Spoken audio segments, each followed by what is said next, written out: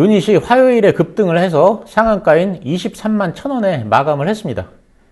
이와 관련해서 루닛의 암 진단 제품이 일본에서 보험급여 적용을 받기 시작했다는 소식에 외국인 투자자를 중심으로 매수세가 몰리면서 상한가까지 주가가 올라갔다는 보도가 나왔습니다. 그러면 일본에서 그 보험급여를 받게 되면 얼마나 수익이 창출될까요? 마침 이와 관련해서 6월 27일에 DS투자증권에서 보고서가 나왔습니다. 보고서 제목은 보다 커질 인사이트 매출입니다. 오늘은 이 보고서를 중심으로 일본 시장에서 얼마의 수익이 창출될 수 있을 것인지에 대해 설명을 드리고 스웨덴 최대 병원에서 루닛 인사이트를 사용하는 의미에 대해 말씀을 드리겠습니다. 그리고 유상증자 대금의 사용처와 향후 사업 계획에 대해서도 간단히 말씀을 드리겠습니다. 일본 건강보험에서는 인공지능 관련 기술이 활용된 화상 진단 보조 소프트웨어에 대해서 적절한 안전관리를 하고 있는 경우에는 장당 400엔을 추가로 인정해 주기로 했습니다. 장당 400엔이면 병원의 수익성 향상에 큰 도움이 되기 때문에 루닛 인사이트 CXR의 침투율을 크게 상승시키는 요소가 될 것입니다. 좀 자세히 살펴보자면 건강보험으로부터 수가를 인정받기 위해서는 일본 영상의학회의 공식 인증이 필요한데 현재까지 총 17개의 소프트웨어가 선정되었습니다. 그 중에서 루닛 인사이트 CXR을 탑재한 후지필름 CXR AID가 최초로 이름을 올렸습니다. 흉부 X선 관련해서는 루닛 인사이트를 포함해서 총 4개사 제품이 공식 인증을 받은 상태입니다. 따라서 루닛 인사이트는 다른 3개 회사 제품과 경쟁을 하는 것입니다. 그런데 그 루닛의 일본 파트너사인 후지필름은 일본 내에서 흉부 엑스레이 의료기기 시장의 약 50%를 점유하고 있는 1등 기업입니다. 현재 2만여 개의 병원이 후지필름의 엑스레이 기기를 사용하고 있습니다.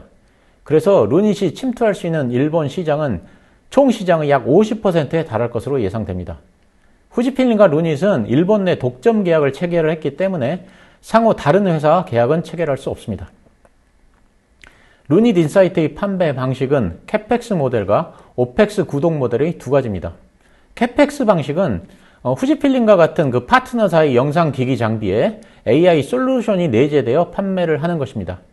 즉 기기가 판매되면 한 대당 얼마씩 일시불로 과금을 하는 방식입니다.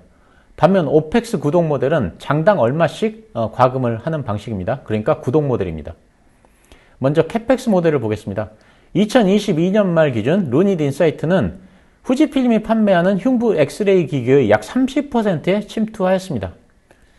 그런데 그 DS투자증권에서는 AI 가산수가를 감안할 경우 향후 일본 피크 침투율을 약 72.4%로 예상했습니다. 그리고 피크에 도달할 시기는 2027년으로 예상했습니다. 루닛의 과거 그 증권 신고서에 의하면 후지필름은 연간 일본에서 약 2,000대의 기기를 판매하고 있는데 한 대당 판매 금액을 고려했을 때 루닛 인사이트 CSR의 일본 시장 크기는 연간 129억 원으로 추정됩니다. 그러면 129억 원 곱하기 72.4%는 약 93억 원의 매출이 발생될 것으로 DS투자증권에서는 추정하고 있습니다. 지금까지는 그 루닛 인사이트 비용을 전부 그 병원이 자체적으로 부담하는 상황이었는데도 후지필름의 흉부 엑스레이 기기의 약 30%에 루닛 인사이트가 탑재되어서 판매되었습니다. 그런데 앞으로는 이 비용을 일본의 건강보험에서 지급해 줍니다.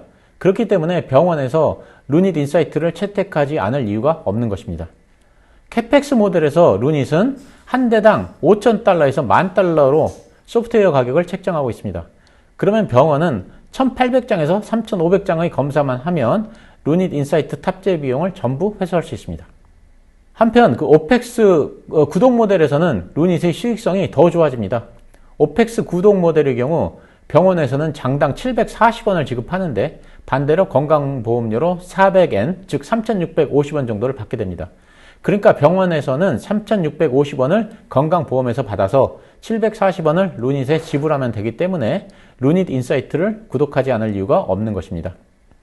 이번에는 스웨덴에서 루닛 인사이트를 사용하는 건에 관련한 내용입니다.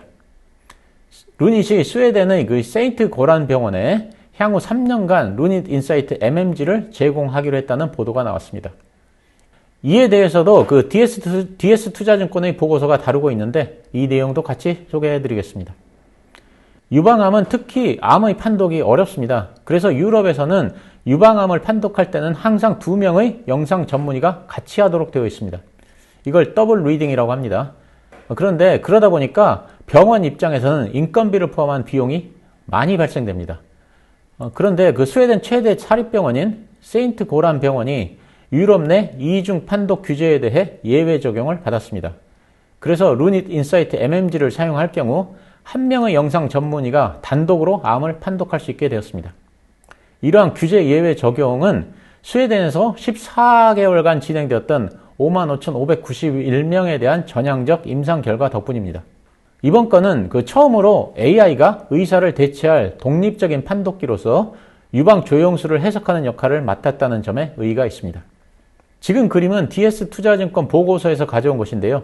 지금 화면을 보시면 2명의 영상 전문의가 이중 판독을 하였을 때보다 1명의 영상 전문의가 루닛 인사이트 MMG를 사용해서 암 판독을 했을 때 암 발견율을 높이고 재검률을 낮출 수 있습니다. 지금 그림을 보시면 2명의 영상의학 전문의가 판독을 할 경우에는 암 발견율이 4.1명이고 영상의학 전문의 1명이 판독을 한 후 루닛 인사이트 MMG를 사용했을 때 암 발견율이 4.3명입니다. 1명의 영상 전문의와 루닛 인사이트 MMG 조합이 암 발견율이 더 높았고 재검률은 더 낮았습니다. 이렇게 되면 더블 리딩에 필요한 인력을 반으로 줄일 수 있고 그래서 병원 입장에서는 수익성이 개선됩니다. 또한 이런 데이터가 축적될 경우 유럽 내 더블 리딩 가이드라인의 변경에 대한 시기를 앞당길 수 있을 것으로 전망됩니다. 유럽 내 가이드라인이 변경된다면 루닛 인사이트는 높은 침투율을 기대할 수 있습니다. 더 나아가 AI가 의사를 대체하는 독립적인 판독기로서 추가 의료 수가를 획득할 수 있을 것으로 전망됩니다. 한편 루닛은 영국과 덴마크에서 대규모 전향적 임상시험을 진행하고 있으며 세인트 고란 병원은 루닛 인사이트 MMG의 도입으로 매년 약 7만 8천 명의 유방조영술 이미지를 분석할 수 있을 것으로 기대하고 있습니다. 이번에는 유상증자 대금의 사용처에 대해 간단히 말씀을 드리겠습니다. 루닛은 이번 유상증자를 통해 2019억 원의 자금을 조달할 계획입니다. 자금 사용의 우선순위는 1순위로 연구개발비 708억 원, 2순위로 자회사 출자 505억 원, 3순위는 CVC 설립 403억 원, 4순위는 무형자산 취득비 200억 원, 그리고 마지막으로 인건비 204억 원입니다. 연구개발비 708억 원은 주요 매출 상품인 의료 AI 솔루션의 고도화와 이의 개발을 위해서 의료 데이터를 구매하고 학습하는 비용으로 사용될 예정입니다. 그리고 자회사 출자에 505억 원을 사용하는데 해외 사업 확장을 위해 미국과 유럽 법인에 대한 추가 출자를 진행하는 것입니다. 특히 미국 법인은 추가 출자를 통해 바이든 정부의 캔서 문샷 프로젝트에 신속하게 대응할 수 있을 것으로 기대됩니다.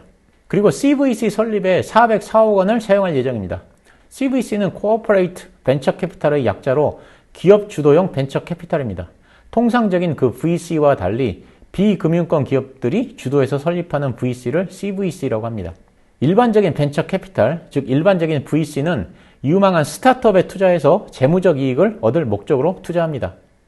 하지만 CVC는 재무적 목적 이외에도 모기업의 사업 확장, 기술이나 인력 확보, 신시장 개척 등 전략적 목적으로 투자를 하는 경우가 많습니다. 투자 주체는 일반적인 VC는 기관 투자자나 정부의 모태펀드 등이고 CVC의 투자 주체는 주로 대기업입니다. 그리고 투자 방식도 일반적인 VC는 투자 조합을 만들어서 공동으로 투자하는 공동 투자를 선호하지만 CVC는 단독 투자를 선호합니다. 왜 탑업인 증권 취득을 CVC 방식으로 선택했느냐는 질문에 루닛의 경영진은 M&A를 직접적으로 명시할 수가 없어서 공시를 위해서 CVC로 표시했다고 했습니다. 그러니까 M&A를 할 계획이지만 아직 정확한 대상은 없다는 정도로 저는 이해하고 있습니다. 네 번째로 무형자산 취득을 위해 200억 원을 사용할 예정입니다. 루닛은 글로벌 항암 시장에서 실패한 그런 후보 물질들의 임상 데이터를 루닛 스코프로 탐색해보고 해당 결과가 판매 허가를 받을 수 있는 수준으로 확인되면 해당 물질을 라이센스 인해서 초기 임상 근거를 확보한 후에 후기 임상은 대형 제약사에 라이센스 아웃을 하는 사업을 할 예정입니다. 자, 마지막으로 인건비 204억 원입니다.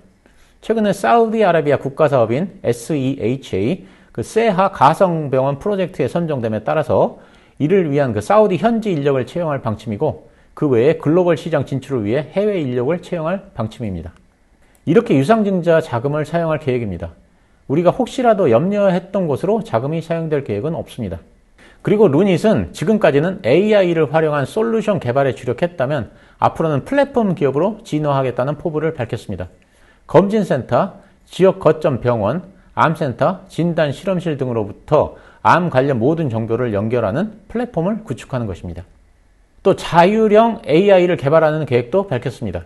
현재는 판독 보조 형태의 AI 솔루션인데 이를 자율형 AI로 발전시키겠다는 것입니다. 이는 그 새로 구축할 플랫폼과도 연관성이 있습니다. 루닛이 개발하는 AI 플랫폼은 검진센터, 병원, 암센터, 진단 실험실 등으로부터 방대한 양의 데이터를 받게 되는데 이러한 그 방대한 양의 데이터를 자동화된 AI 모델을 통해 학습함으로써 암 진단 및 치료 예측 정확도를 크게 높일 수 있습니다. 그렇게 되면 AI가 스스로 진단하는 자율형 AI의 개발에까지 이룰 수 있을 것으로 보입니다. 루닛은 향후에 AI 판독의 정확도가 100%에 가까워 자율형 AI가 독립적으로 영상을 판독하는 시대가 멀지 않았다고 보고 있어서 관련 제품 개발에 박차를 가하고 있습니다. 그리고 하나의 의료 영상으로 온몸에 존재하는 모든 암을 검진할 수 있는 전신 MRI도 개발합니다. 정기적 선별 검사 방법이 있는 암종은 폐암, 유방암, 대장암, 전립선암, 자궁, 경부암 등에 불과한데 이들 암종은 그 전체 암 환자의 50%에 불과합니다. 루닛은 현재 특별한 선별 검사 방법이 없는 암종을 한 번에 진단하는 멀티 캔서 진단에 집중할 계획이고 이를 위해서 전신 MRI를 개발할 예정입니다. 오늘은 루닛 인사이트의 일본 매출 규모, 스웨덴에서의 루닛 인사이트 사용의 의미, 유상증자 대금의 사용 계획 등에 대해 말씀드렸습니다. 감사합니다.